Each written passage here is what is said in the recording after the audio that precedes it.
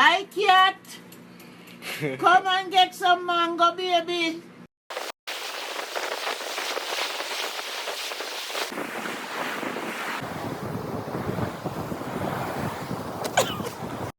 One, two, 1, 2, 3.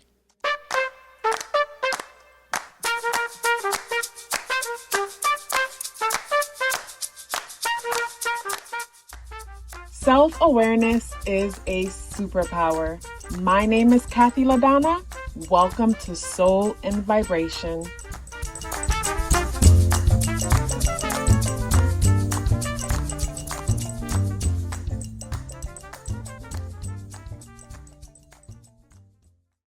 I hope the free thinkers are doing well. And if you're not doing well, I'm happy to remind you that you are the most powerful person that you know.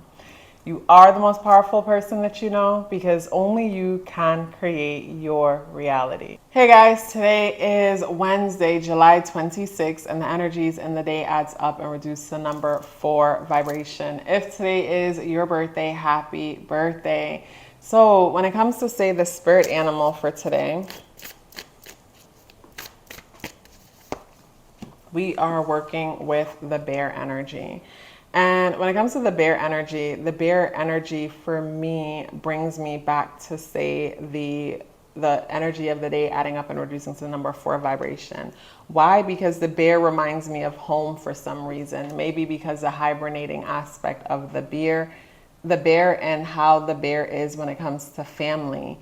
And the number 4 energy, it brings me to say 4th house. I don't know why I don't normally think of the 4th house with the number 4, even though, but anyways, for whatever reason, my attention is going to the 4th house. So home, something about the home is very significant today. And that makes sense too, because Mercury moves into Cancer. So with Mercury moving into Cancer, say for example, someone is estranged from their family or their mother. With Mercury moving into Cancer today, a lot of focus and thought will be surrounding that. Like, should I give her a call? Or maybe she might be giving you a call really soon. But a lot of thoughts on the home and the family. And when it comes to say the bear energy and the whole hibernating aspect of the bear, with the bear, I'm looking at how the bear is looking to the future. So what I'm getting when it comes to the energies today, it's like, I think of, say, a person who spent so much time in the house and they get up on this day and feel like, I want to get outside. I want to see what's outside. I want to see what's happening. With the bear energy, I get the feeling of looking to the future and wanting to see something that you haven't seen for a while. But I feel like this thing that you haven't seen for a while might have something to do with the family. So it's like, even though, say, a person, you keep in touch with your family, you guys talk, maybe not every day, where with the Mercury entering into Cancer today, you might feel this stronger urge to reach out or make more plans when it comes to the family. Or for some people, it might be work around the house. How can you make your living space feel more homey or feel more comfortable or, more nurturing to you? Also with Mercury moving into Cancer, the mind is in a space of nurturing and caring. And I find that we're better nurturers of others when we learn to become great nurturers of ourselves.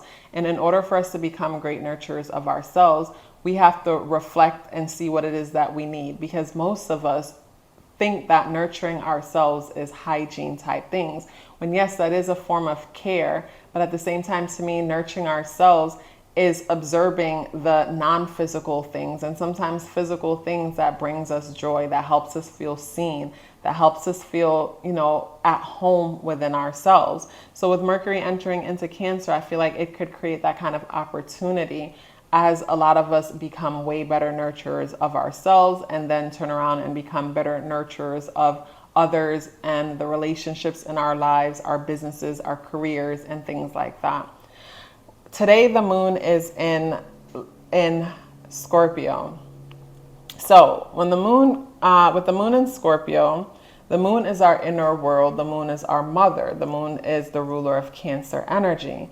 So our inner world is in a place where safety is important.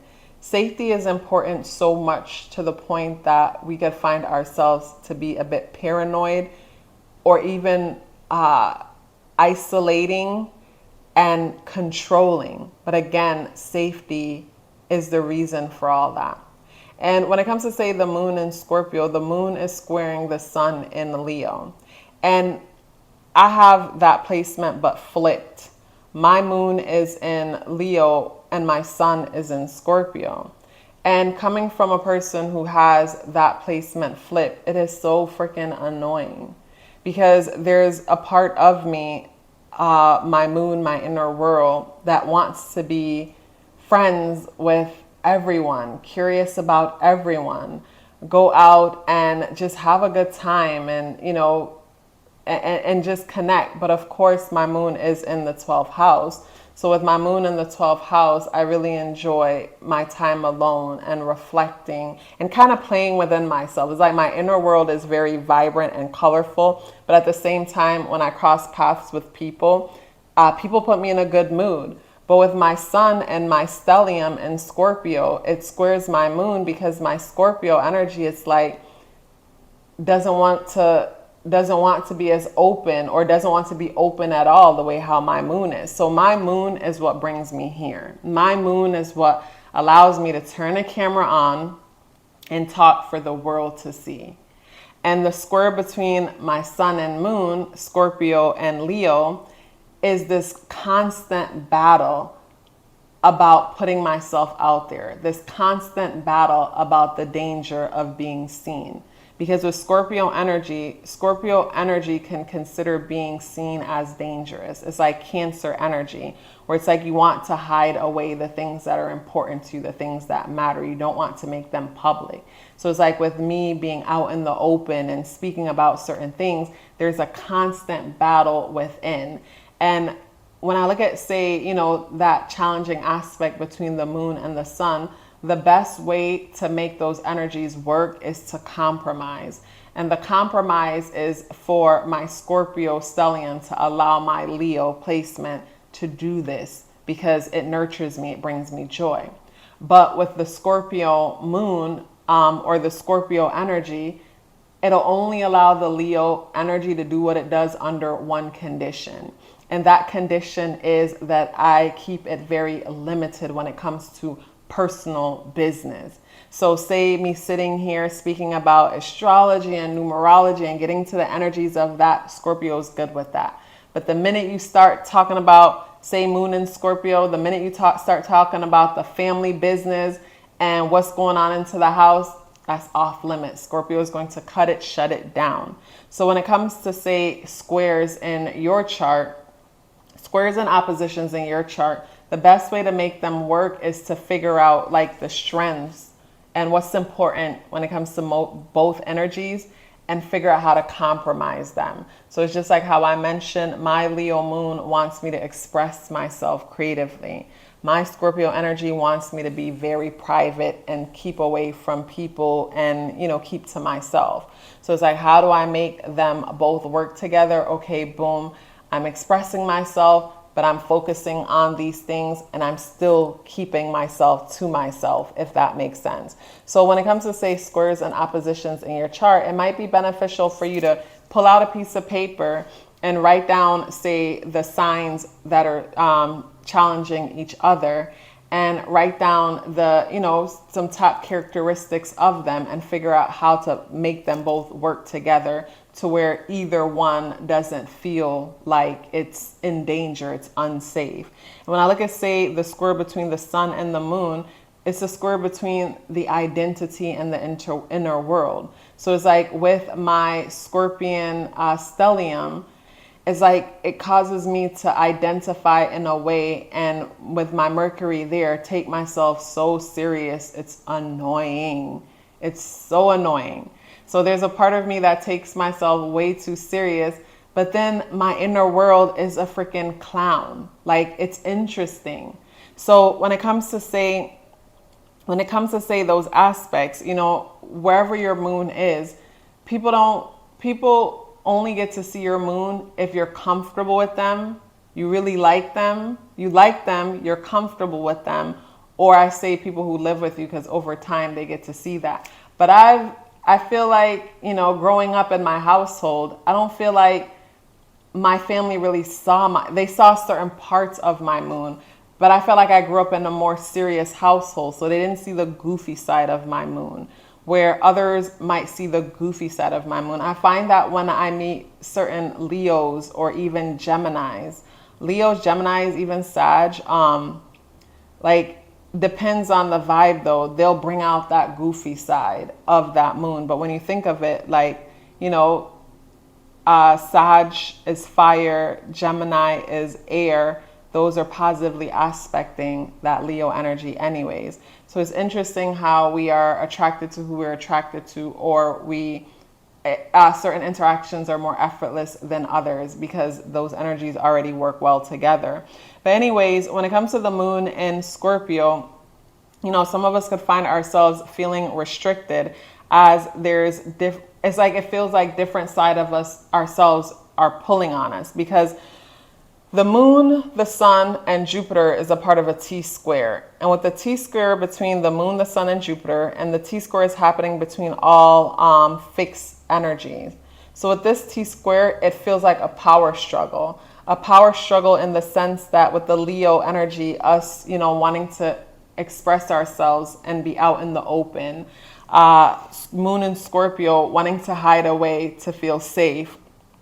Jupiter in Taurus, wanting to explore and enjoy like the finer things in life, the luxuries, or even educate ourselves on things that are traditional, things that feel safe, things that are foundational because they've been consistently the same for however long. When I think about the squares between these energies, it's like there's a fight between the physical world and the non-physical world. A fight between being seen and being hidden away is what I get when it comes to the T-square that the moon is a part of. Mercury is the ruler of the day, and Mercury is in Leo. Mercury does conjunct Venus. So the mind is Mercury. So our attention is focused a lot on, say, music, dancing, things that entertain us, things that excite us, motivate us, things where there's a hero and a sense of beauty to us. Because in most situations, the things that we're drawn to is because we see ourselves in it in some way. So when we watch the movie and we feel smitten with the hero, is because there's that hero within us that sees itself in the hero on the screen. So Mercury is challenged. So the mind is in a position where it's being opposed by Saturn in Pisces. So Saturn's restrictions is challenging the mind. Jupiter, Uranus in Taurus is also challenging the mind. So when I look at the aspects being made to Mercury, it all comes down to feeling limited. It's like feeling restricted. The mind is in a place where it feels restricted. And when I go back to, say, the moon in Scorpio, there are positive aspects being made to the moon, like Mars in Virgo, creating a sextile with the moon, or a trine being made to the moon with Saturn in Pisces. So with the positive aspects being made to the moon, the positive aspects brings me to practical, organized, stable ways to bring forward our dreams, visions, or to make things happen. And the challenge that's being made to the moon is the need to put ourselves out in the open in order to make certain things happen. So the tarot associated with the energy is the Nine of Wands in the reversal position. And with the Nine of Wands in the reversal position, it makes me a little cringy because I didn't, I'm recording these videos like a week before they drop sometimes. And with the Nine of Wands in the reversal position, it brings me to, say, paranoia, feeling paranoid about taking action, about one's motivation. And I go back to, say, where the moon is, and the moon is in a place where it could feel paranoid to the point that a person could be a bit delusional. So when I look at, say, the Nine of Wands in the reversal position, it brings me to say, instead of allowing our past experiences to control our future and cause us to become so fearful to the point that we're experiencing anxiety or making a mess, you know, we got to stop whatever it is that we're doing and reflect on everything that, reflect on other challenging moments that you've been through in the past, and reflect on how things have always worked out for you, how you've always been supported, and just know that this moment, this situation isn't any different. With the day adding up and reducing to the number 4 vibration, the number 4 energy deals with foundations. And with the number 4 dealing with foundation, wherever our foundation is weak, we will definitely know today. And a lot might come up around finances for some of us, you know, around our, you know, our financial situation, paying the bills and making ends meet. Because the day being the 26, 2 plus 6 is 8. The number 2 is caring, nurturing, it's unifying. The number 6 is community, is responsibility. It's caring for those who can't care for themselves. But 2 plus 8 is our finances. 2 plus 8 is education. 2 plus 8 is focus. But the number 8 deals with focus. It deals with education. It deals with our financial situation. So when I think about the number 8 and then the day adding up and reducing to the number 4 vibration, or say the number 6 within the day, I think of a lot of emphasis on our financial situation. So with the moon in Scorpio, a lot can come up around our security and our stability and how unsafe we might feel when it comes to that. And with the moon in Scorpio and then the 9 of Wands in reversal position, the issue that I have is that sometimes old feelings and emotions will arise, where say if there was ever a time where you felt like you wasn't good enough or you felt broken or whatever, those old feelings about yourself can come up at a time like this. So if you find yourself just feeling like it's almost like nothing you do is right, nothing that you've ever done is good enough, and you're beating yourself up and you're going through it, just know that this too shall pass. And it's an opportunity to get to the truth of what it is that you're feeling. And when I say the truth of what it is that you're feeling,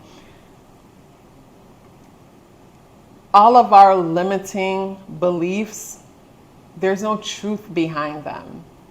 There's no truth behind them because all of those came from us trying to fit ourselves in boxes that we just don't fit in. All of those came from us not allowing or accepting ourselves to just be. So when I think of like a day like today, whatever challenges or whatever it is that you're going through, this is a perfect day to pull your journal out and write about it. Write about it all. Like pour it all out on paper without judgment. Just release it. Just release it all.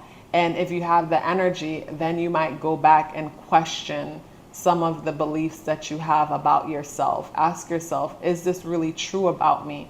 Who decides that this is true about me? How did they come to, you know, this being the truth?